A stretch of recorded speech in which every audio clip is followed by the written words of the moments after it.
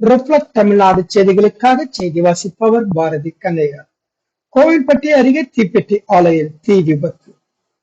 பல லட்சம் ரூபாய் மதிப்பில் உள்ள இயந்திரங்கள் சேதம். தூத்துக்குடி மாவட்டம் கோவில்பட்டி கணேஷ் நகரைச் சேர்ந்த செந்தில்குமார் மற்றும் வள்ளுவர் நகரைச் சேர்ந்த கண்ணன் இருவரும் தோணுக்காலில் உள்ள ஒரு தீப்பெட்டி ஆலையை குத்தகை எடுத்து நடத்தி வருகின்றனர்.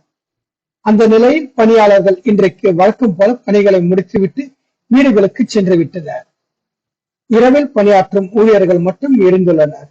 இந்நிலையில் இரவில் ஆலையில் உள்ள இயந்திரத்தில் திடீரென தீப்பிடித்து பற்றி எரிந்துள்ளது.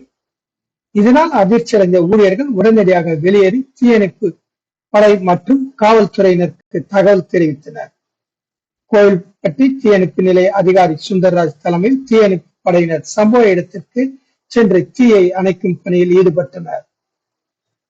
இருப்பினும் தீ தொடர்ந்து எரிந்ததால் தீயை அணைப்பதற்கு டிராக்டர் மூலம் தண்ணீர் கொண்டு வரப்பட்டு தீ அணைக்கும் பணி நடைபெற்றது. நீண்ட போராட்டத்திற்கு பிறகு தீயை கட்டுக்குள் கொண்டு வந்தனர். தொழிலாளர்கள் யாருக்கும் எந்தவித காயமும் ஏற்படவில்லை என்பது குறிப்பிடத்தக்கது. ஆனால் பல லட்சம் ரூபாய் மதிப்பில் உள்ள இயந்திரங்கள் முற்றிலுமாக எரிந்து சாம்பலாகி. சம்பவ இடத்தை கேள்விப்பட்டவுடன் கோவில்பட்டி வட்டாட்சியர் சரவண பெருமாள், வருவாய் ஆய்வாளர் ராமூர்த்தி ஆகியோர் பார்வையிட்டு விசாரணை மேற்கொண்டு வருகின்றனர். மேலும் சம்பவ இடத்தை நேஷனல் சிறு உற்பத்தியாளர் சங்க தலைவர் பரமசிவம் பார்வையிட்டார். கோவில்பட்டியிலிருந்து எமது செய்தியாளர் சிவா.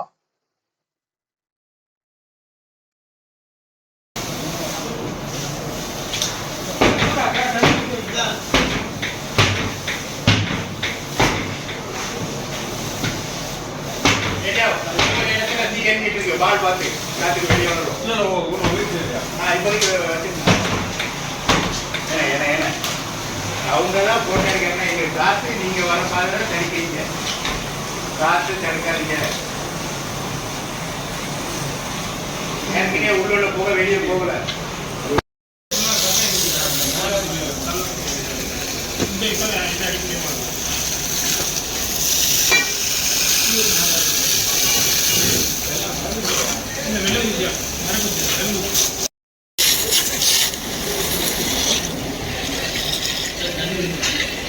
சதீஷ்